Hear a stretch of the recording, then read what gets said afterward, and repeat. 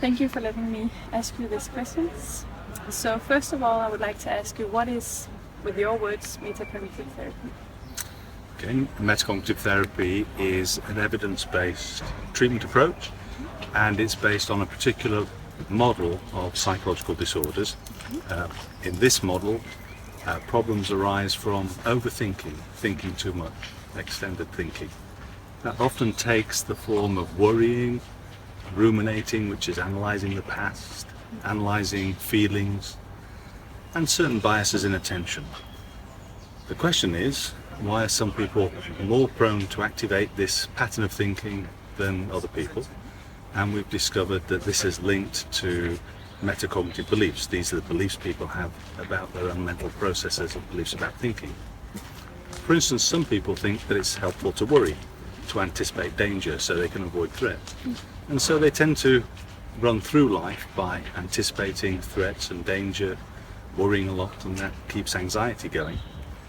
But that's coupled with, in psychological problems, with also the sense that worrying is out of control and might itself be dangerous. Now that transforms the thinking process into something that's potentially harmful. And since you carry your thinking around with you, wherever you go, that means that something bad could happen at any time if you lose control of your mind. So in the metacognitive model, these metacognitions become biased and distorted, cause overthinking, negative thinking, which maintains emotional reactions and stress responses. And it's those things that we need to change in metacognitive therapy in order to aid recovery. And how would you say it's different from other kind of therapies?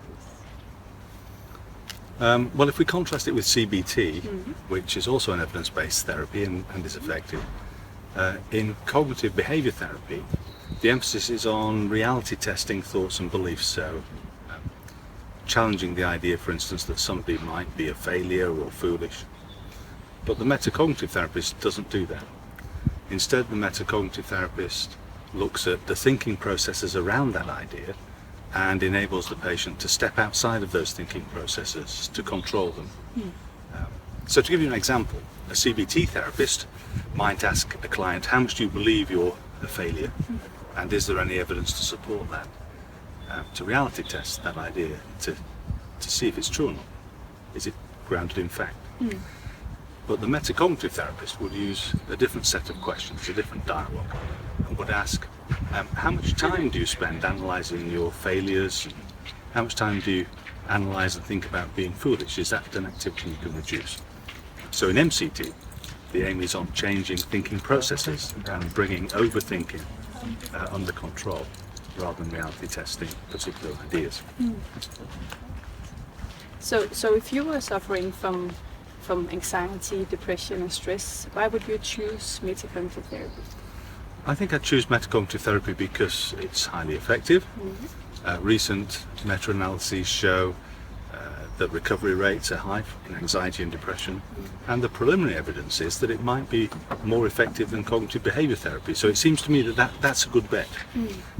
I'd especially choose it if I've received CBT or some other evidence-based treatment, but I'm left with symptoms and I want to try something else. So perhaps MCT is a good approach under those circumstances.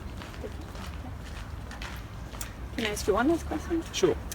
Have you, how has the metacognitive mindset helped you personally in your life?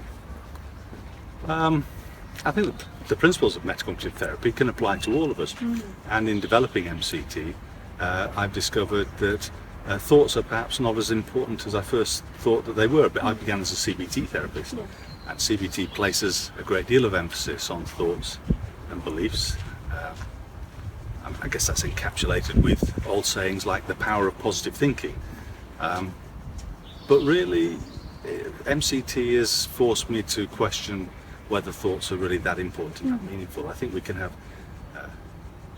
valued and effective, happy, rewarding lives without analysing everything and embracing uncertainty and not anticipating what will happen in the future, just entering situations with an open mind and making the best of whatever transpires.